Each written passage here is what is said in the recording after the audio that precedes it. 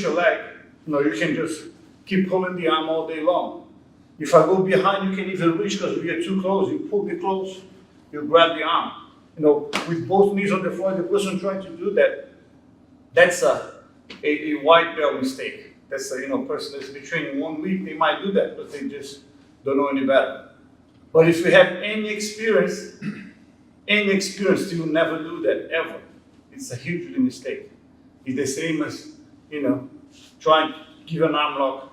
I might pull the arm out. It never happens that way. So that way you completely neutralize the person, open your guard on your knees. So what's left? He has to stand up. Otherwise, they're going to stay there forever.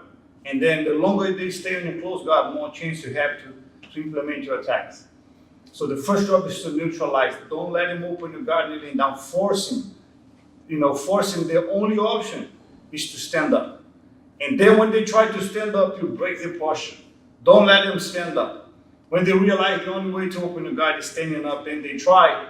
That's exactly what you want. You want to force him to do a mistake, then you're going to capitalize on it. Then it's the time to attack.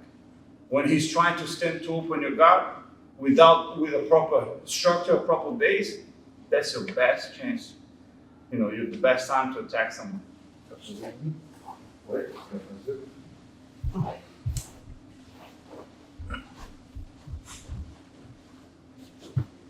So after he's trying to change the angle, see, he can't stop my movement.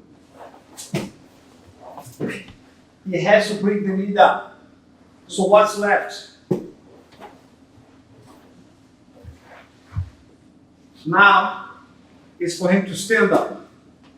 The moment that I feel him try to stand up, see the arm that he has on my chest, I'm gonna reach for the opposite collar. Realize that I'm not going high on the neck. I'm grabbing the middle of his chest. Now I'm going over. I don't want to go deep. It's not a choke. I just want to hold the collar.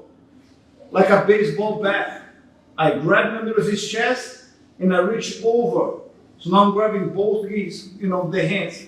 I'm grabbing his knee with both hands with my arms. Because the only reason I'm doing this is to keep my arm over his. Because if my arm over his, I can manipulate the arm, I can bend it, and then I can pull him. So if you try to stand up now, realize the best chance for you to break the person's posture is only when the second leg comes off the floor. Because the moment that he brings one leg up, he's still solid. If I try to pull, he has 1, 2, 3 sets of support. It's hard to pull him. Once the second leg comes off the floor, he's removing one. So that means you have just 2. It's the leg that is out and the hand on my chest. He will no longer have that leg because he needs to step up.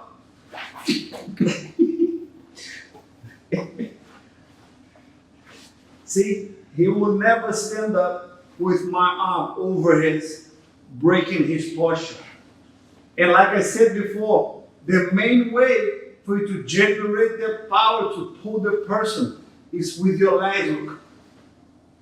You want to bring your both knees to your chest. This is just a small help.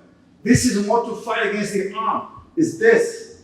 I'm more concerned about this, and then the legs come.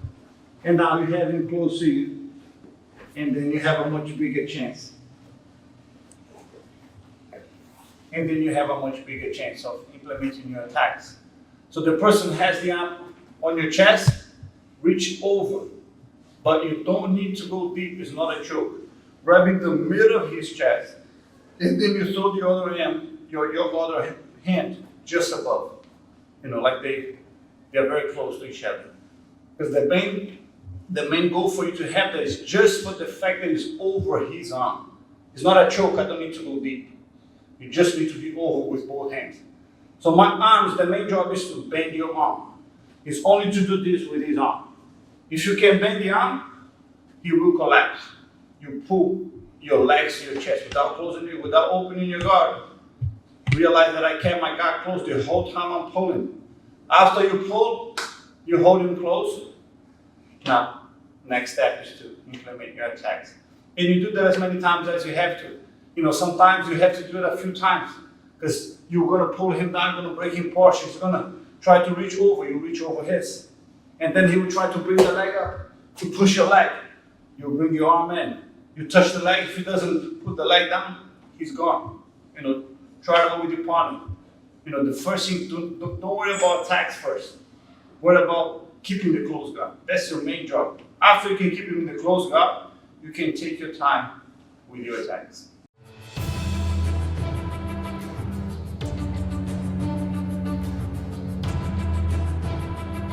So now, we're going to work with the choke and the arm lock on the close guard.